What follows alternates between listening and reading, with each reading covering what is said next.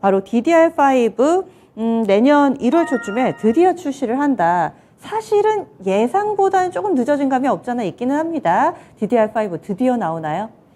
네, 나온다고 뉴스가 나왔죠. 자, 우리 강한 녀석들 왜 좋은 방송인가 했더니 우리 좋은 전문가분들이 전체적인 업황 그리고 또 종목군에 대해서 이야기를 하니까 이 1시간만 들어도 우리 시청자 여러분들은 굉장히 많은 도움이 될 것 같습니다. 맞습니다. 네, 저 같은 경우는 좀 어찌 보면 삐딱해요. 삐딱해가지고 좀 다른 방향 쪽에서 좀 이야기를 해가는데, 자, 우리 반도체 갖고 계신 분들 지금 어려워요. 그러면 희망이 뭔가? 이러한 부분을 한번 제가 짚어보도록 하겠습니다.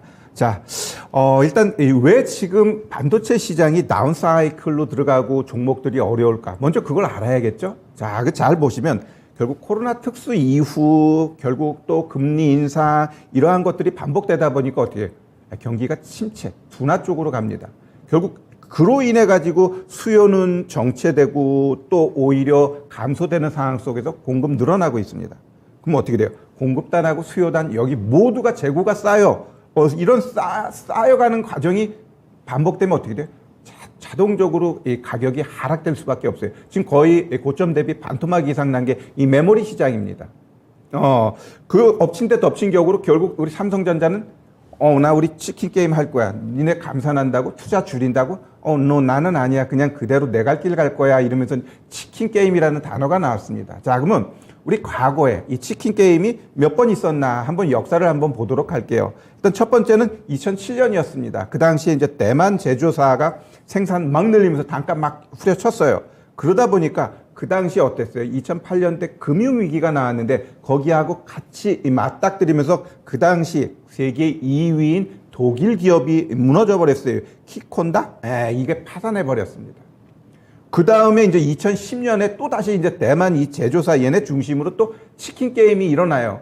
그러면서 무너진 게 누굴까요? 요번에는 글로벌 3위 기업이었죠. 일본 엘피다가 파산하면서 마이크로 쪽으로 이제 넘어가게 됐죠. 그 다음에 이제 2016년까지 이제 또 올라오게 되면 그 다음에 이제 중국 쪽에서 칭하이유니 그룹이 디램 시장 진입하겠어. 그러면서 이제 치킨 게임을 어느 정도 유도하는데 미국이 이제 무역 분쟁 하면서 얘네도 이제 역풍을 맞았습니다. 어찌 보면 이제 큰 그림에서 이제 네 번째 이제 치킨 게임이 지금 이루어지고 있다라고 좀 보시면 될 것 같고요. 우리 이제 미국에서 지금 가장 강조하고 있는데 치포 동맹입니다.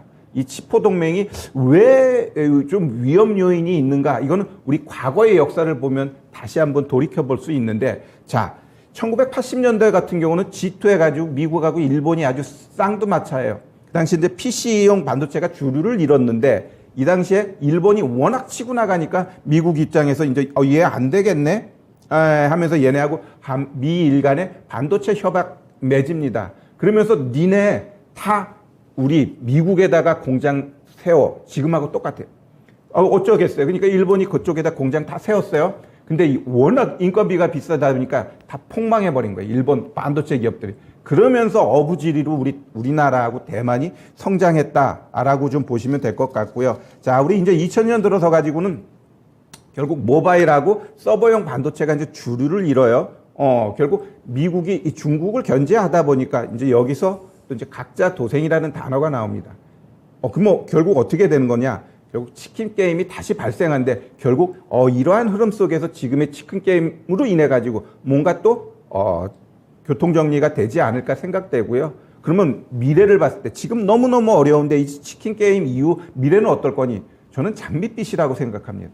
자, 지금 시장은 모바일 서버용 얘네들이 주류를 이루지만 실질적으로는 앞으로 우리 일상생활에 이 반도체는 정말 안 쓰이는 데가 없을 거예요. 안 쓰이는 데가 없어. 일상 과정 아니면은 공장 자동화, AI 아니면 로봇, 자율주행 가면 갈수록 이제 반도체 수요는 늘어날 수밖에 없어요. 결국 그런 큰 그림으로 봤을 때 이 삼성전자가 모든 주도권을 잡겠다라는 겁니다. 결국 이전에는 우리 인간이 사물을 이렇게 통제하면서 반도체를 썼는데 이제는 사물과 사물이 이어지는 어찌 보면 이걸 뭐 과학자들은 엣지 시대라고 하는데 그러한 시대 쪽으로 갈 가능성이 좀 굉장히 높다라고 보고 있고요. 자, 그러면 결론으로 들어갑니다. 굉장히 어려운데 그래도 작은 불빛 하나 보이는 게 DDR5 이 사파이어 FPGA 이게 서버용입니다. 결국 이 DDR5 같은 경우는 PC용은 이미 사용되고 있는데 요번에 그 9월 달이었습니다. 인텔이 이노베이션 하면서 이 부분에 있어서 좀 늦춰질 거야.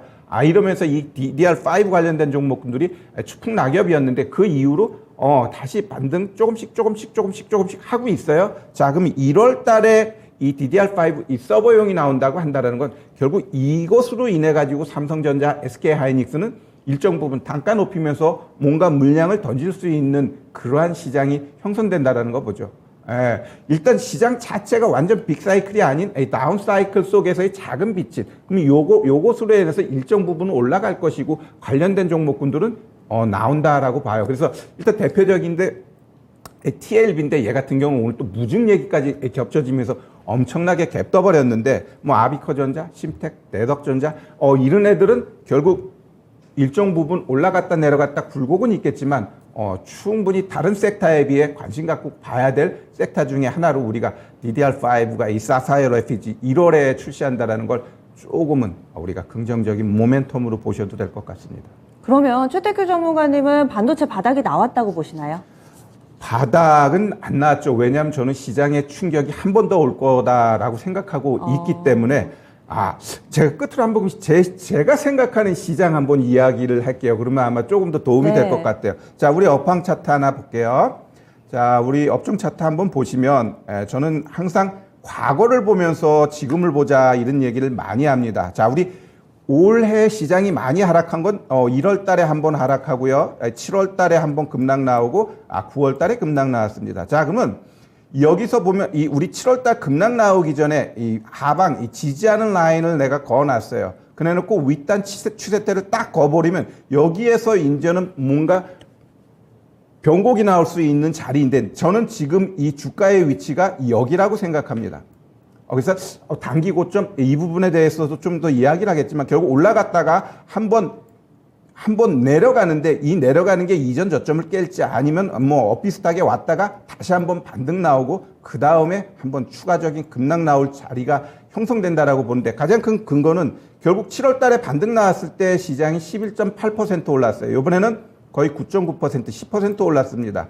자, 그럼 지금의 자리를 잘 보시면 지금 자리 잘 보시면 이 60일 이평선 여기에서 이제 맞고 떨어지고 있어요. 그러면 어제 고점을 이번 반등에서 저는 10일까지 시장이 어느 정도 견조하게 간다라고 보는데 그 이후에 시장이 봤더니 CPI 아닌 것 같으면 한번 축 떨어질 수 있는 가능성 열어두고요. 근데 그 하락은 저는 이 이전 저점을 깨지 않는다라는 말을 항상 합니다. 왜? 결국 물가 그거로 인해서 시장 하락은 여기까지가 제한적이다. 여기서도 항상 제가 얘기했지만 결국 여기를 깬 이유는 영국 때문에 그랬다. 그러면 여기서도 뭔가 새로운 금융위기가 발생하지 않으면 그냥 이 안에서 노는 거다. 그러면 앞으로 결국 이 상단하고 여기하고 깼다 맞다 이걸 또 한두 달 하다가 결국 추세적으로 이렇게 크게 하락할 수 있는 자리가 나올 거니?